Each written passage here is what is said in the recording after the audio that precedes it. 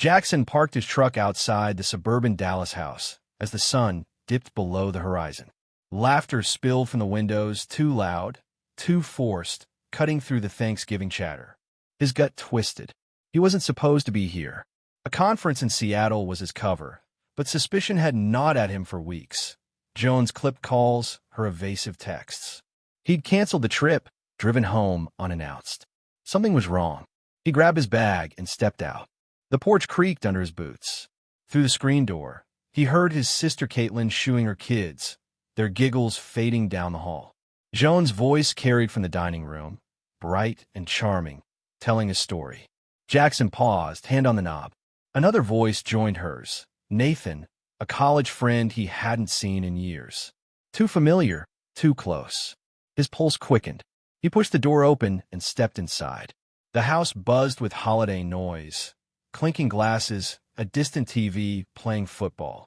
Caitlin spotted him first, her smile freezing. "Jack, you're early." He nodded, eyes scanning the room. Joan sat at the head of the table, laughing, her hand brushing Nathan's arm. Nathan lounged in Jackson's usual chair, the one where he'd always led the toasts. The sight hit like a punch. Joan's gaze landed on him, and her laughter died. Her fork clattered to the plate. Jackson didn't speak. He set his bag down, pulled out his phone, and connected it to the TV. The room fell silent, all eyes on him. He tapped the screen, and a message thread appeared.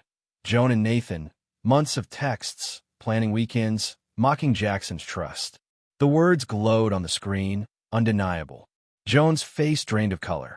Nathan shifted, his smirk faltering. Caitlin's jaw tightened, her hand gripping a napkin. 6 months, Jackson said, voice low, steady. "You thought I wouldn't find out?" Joan opened her mouth, but no words came. The guest stared, frozen. Nathan leaned forward, as if to explain, but Jackson cut him off. "Don't." He turned to Joan. "You invited him here. To our family's dinner. In my seat." Her eyes dropped to the table, lips trembling. The silence was suffocating, broken only by the faint hum of the TV. Joan stammered, "It's not what you think. I was lonely." Jackson's laugh was sharp, humorless. "Lonely? You had 1,000 chances to talk to me." He took a step closer, his voice cracking. "You picked him." Caitlin stood, her chair scraping the floor. "Joan, you need to go." Joan blinked, stunned. "What?" Caitlin's voice was firm. "You don't get to stay here and pretend." Joan's shoulders slumped, but she didn't argue. She followed Caitlin down the hall, moving like someone defeated. Jackson stood alone, the weight of the moment sinking in. The guests left quietly, avoiding his gaze. He didn't move, staring at the blank TV screen. His life, the one he'd built with Joan, had unraveled in minutes. He felt hollow, but not broken. Something else stirred, clarity, maybe anger. He grabbed his keys and left the house. He needed air, space to think. The truck roared to life, and he drove into the night. No destination, just away. He ended up at the lake, the place where he and Joan used to talk about their future, kids, a new city, dreams they never chased. He sat on the dock, the cold biting his hands. The water was still, reflecting the stars. He replayed the texts in his mind, each one a blade. How long had she lied? How many times did she look him in the eye after texting Nathan? The betrayal wasn't just Nathan. It was her ease, her comfort in the deception. Caitlin's car pulled up an hour later. She walked to the dock and sat beside him, silent. "You okay?" she finally asked. He shook his head. "Did you know?" She sighed. "I suspected."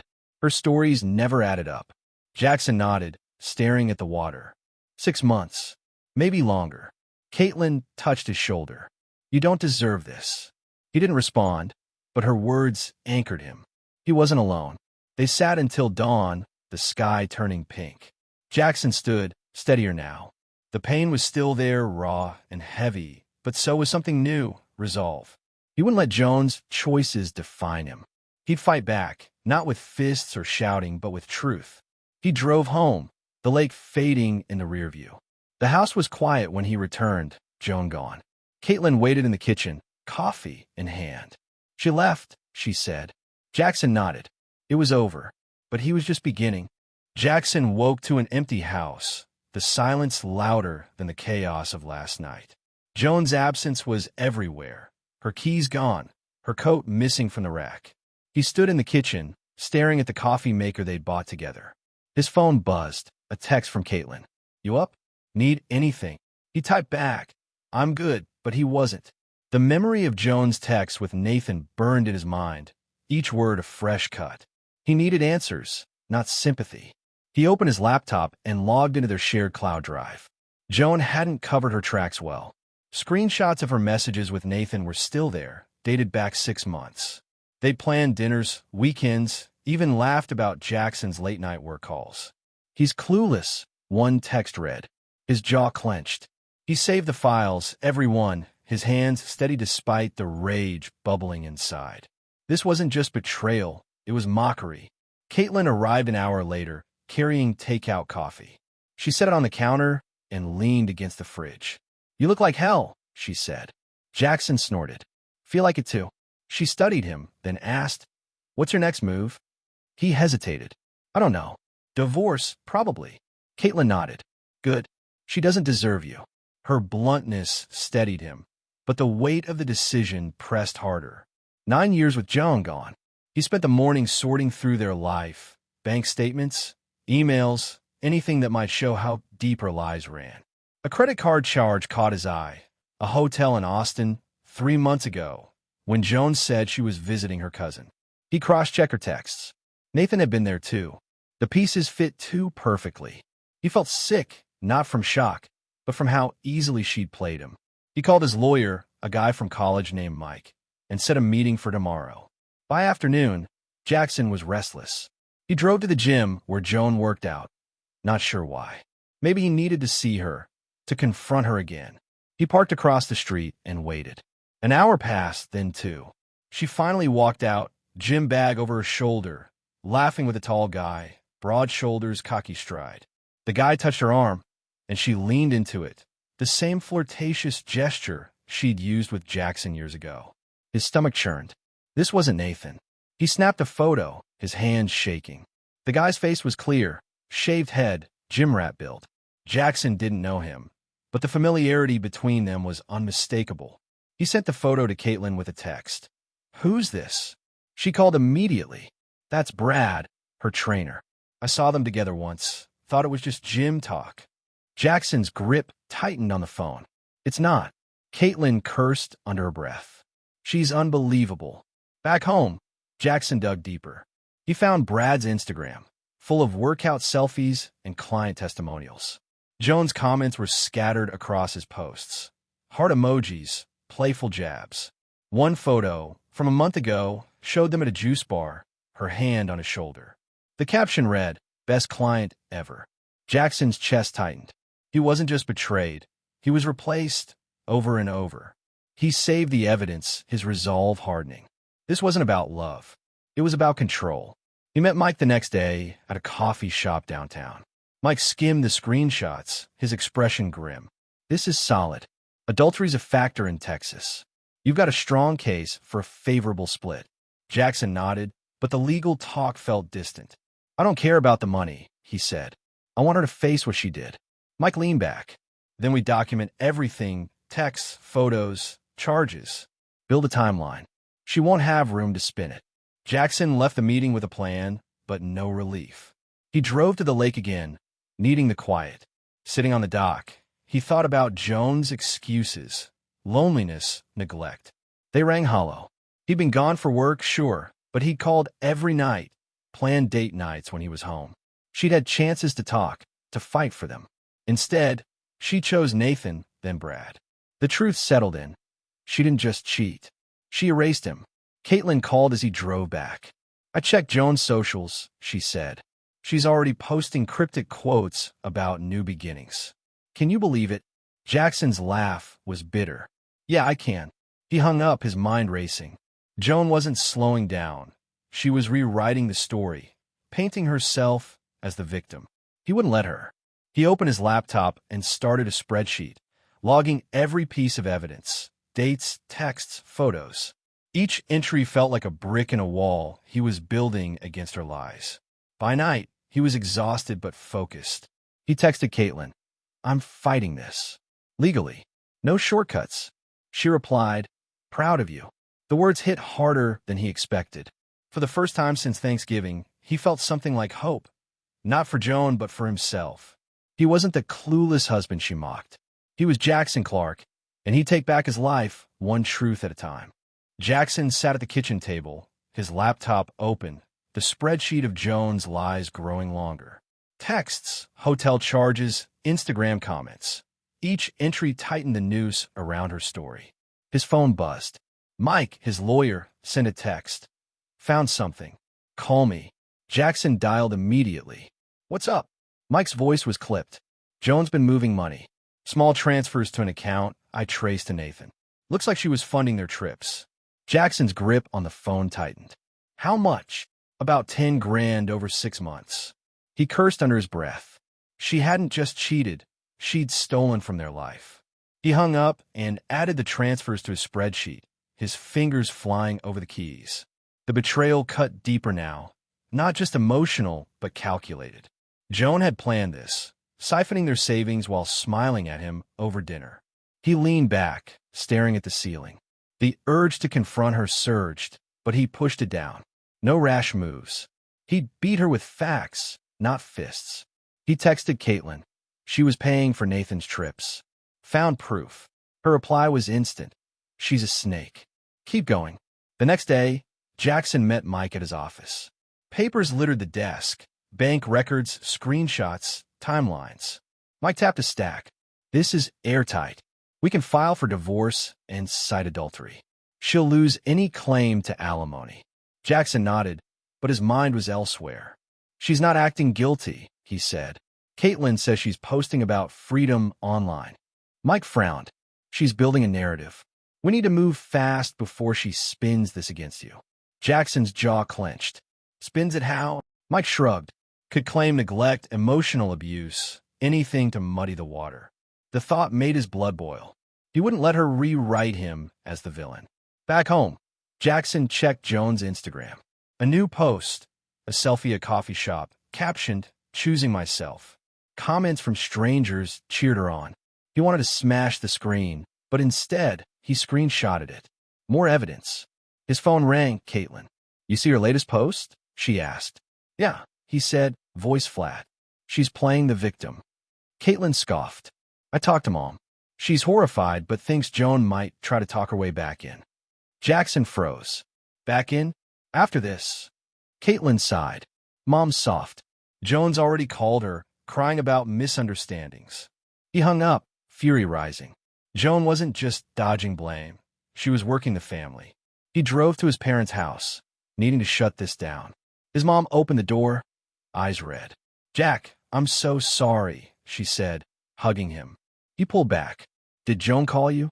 She nodded, hesitant. She said she made mistakes, but you were distant, always working. Jackson's laugh was sharp. Distant? I called her every night on the road. She was texting Nathan while I was planning our anniversary. His mom's face fell. I didn't know. He softened. I need you to trust me. She's lying. She squeezed his hand. I do. That night, Jackson got an email from Joan. No subject, just a wall of text. I'm sorry you're hurt, it began. I felt alone for years. Nathan was a mistake, but you weren't there. Can we talk? He read it twice, each word fueling his resolve. She wasn't sorry. She was scared. He forwarded it to Mike with a note. She's trying to manipulate. Use this. Mike replied, perfect. This shows intent to deflect. Jackson leaned back, a grim satisfaction settling in. She'd handed him another weapon. The next morning, he met a therapist recommended by Caitlin. Dr. Ellis, a no-nonsense woman, listened as he poured out the story. Thanksgiving, the texts, Brad, the money. You're angry, she said, but you're also grieving. You lost the person you thought she was. Jackson shifted, uncomfortable. I don't want to grieve her. I want to move on. Ellis nodded. Then focus on what you can control, your actions, your healing. Don't let her choices define you. The word stuck. He left feeling lighter, like he'd shed a layer of shame. Back at the house, Caitlin dropped by with pizza. They ate in silence until she spoke. I saw Joan at the mall. She was with Brad, acting like nothing happened. Jackson's fork stopped midair. Still, Caitlin nodded. She's not slowing down. But you are. You're fighting smart. He met her eyes, grateful. Thanks for having my back. She grinned. Always. After she left, he opened his laptop and added Joan's email to the spreadsheet. Every move she made, he'd counter. She'd build a house of lies, and he'd tear it down, brick by brick. Jackson stared at the divorce papers Mike sent over, the words blurring on his laptop screen. Adultery, financial misconduct, irreconcilable differences, terms that reduced 9 years to legal checkboxes. He hadn't signed yet, not because he doubted, but because putting his name on it felt like admitting Joan had won. His phone buzzed. Caitlin, Joan's telling people you were controlling. Heads up, he cursed, slamming the laptop shut. She wasn't just dodging blame. She was rewriting him as the bad guy. He called Mike. She's spreading lies, Jackson said, pacing the kitchen. Says I controlled her. Mike's voice was calm. Predictable. She's prepping her defense. We've got her emails, texts, bank records. She can't outrun the evidence. Jackson exhaled, steadying himself. What's next? Mike outlined the plan. File the petition, serve Joan, push for a quick hearing. Stay focused, he added. Don't engage with her. Jackson hung up, resolve hardening. He wouldn't let her twist the truth. At therapy, Dr. Ellis leaned forward. You're holding on to anger, she said. It's valid, but it's heavy. What do you want after this? Jackson shifted, staring at the floor. To not feel like this anymore. To be me again. She nodded. Then start small. Reclaim one thing. Something she didn't touch. He thought of his guitar, untouched for years in the closet. That night, he pulled it out, strummed a few chords. The sound was rusty, but grounding. For an hour, he wasn't the betrayed husband. He was just Jackson. Caitlin called the next morning. Joan tried to crash Mom's book club, crying about how misunderstood she is.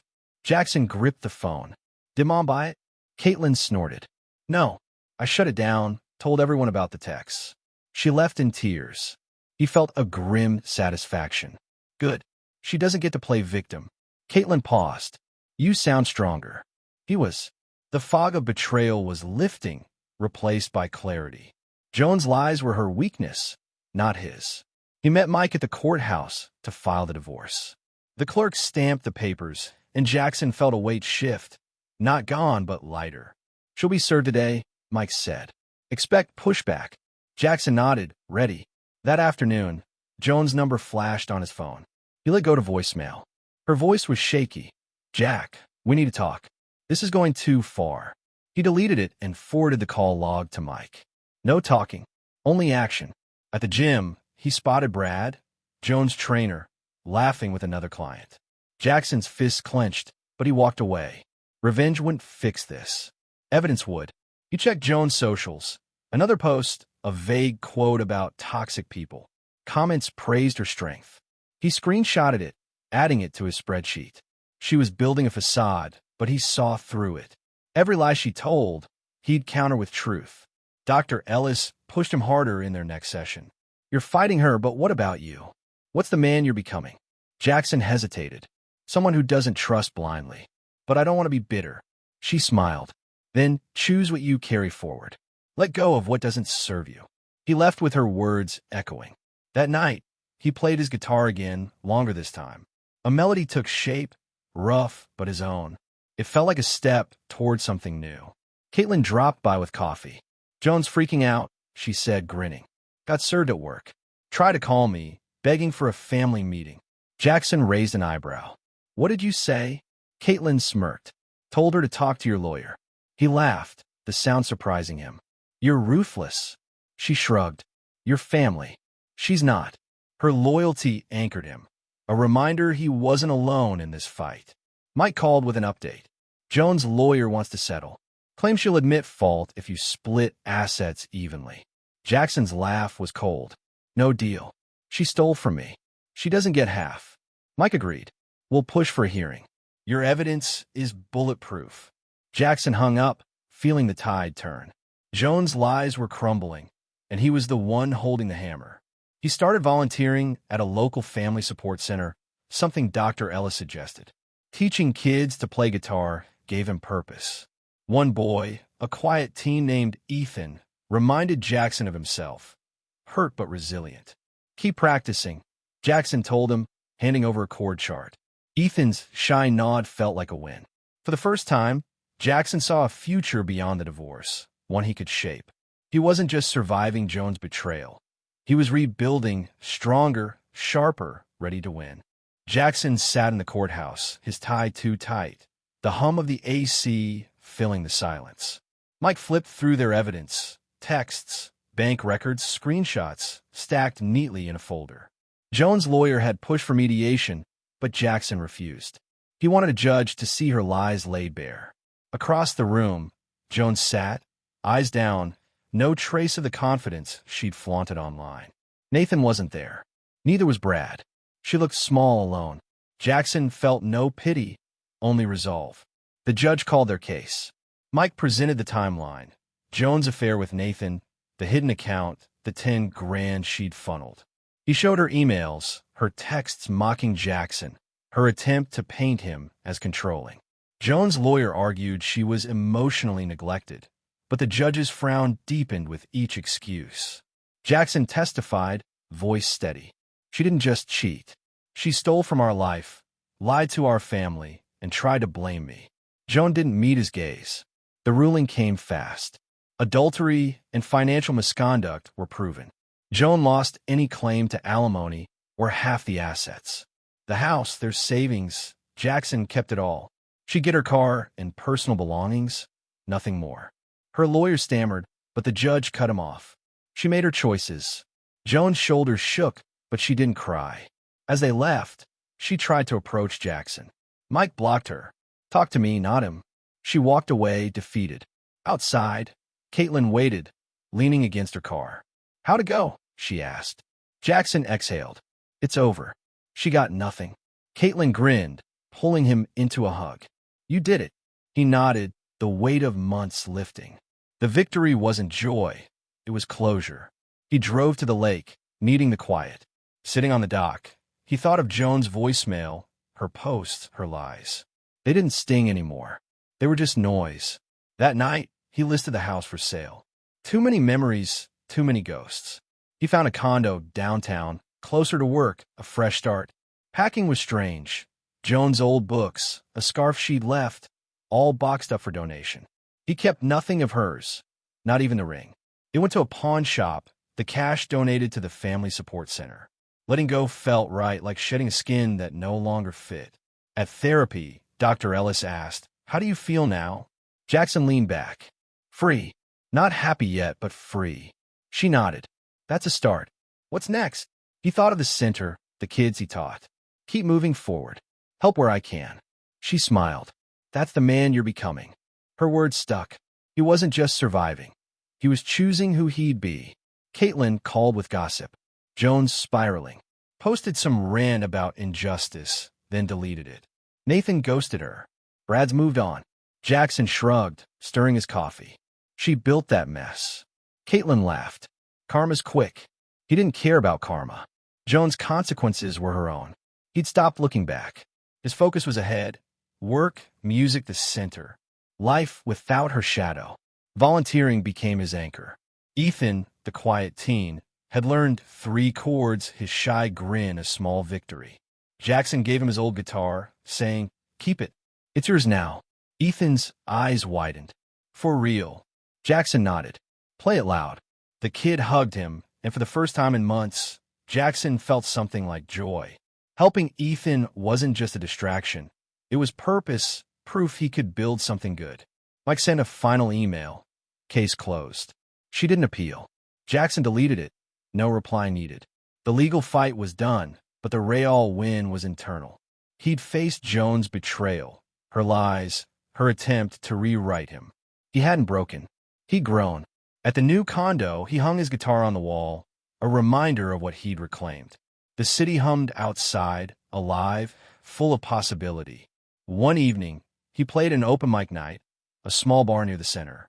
The crowd was sparse, but Ethan and Caitlin showed up, cheering louder than anyone. Jackson strummed a song he'd written, raw, about loss, but ending with hope. The applause was modest, but it didn't matter. He wasn't performing for them. He was proving to himself he could start again. Back at the condo, he sat on the balcony, the Dallas skyline glittering. The pain was still there, a dull ache, United States, but it no longer owned him. He was Jackson Clark, and he was enough.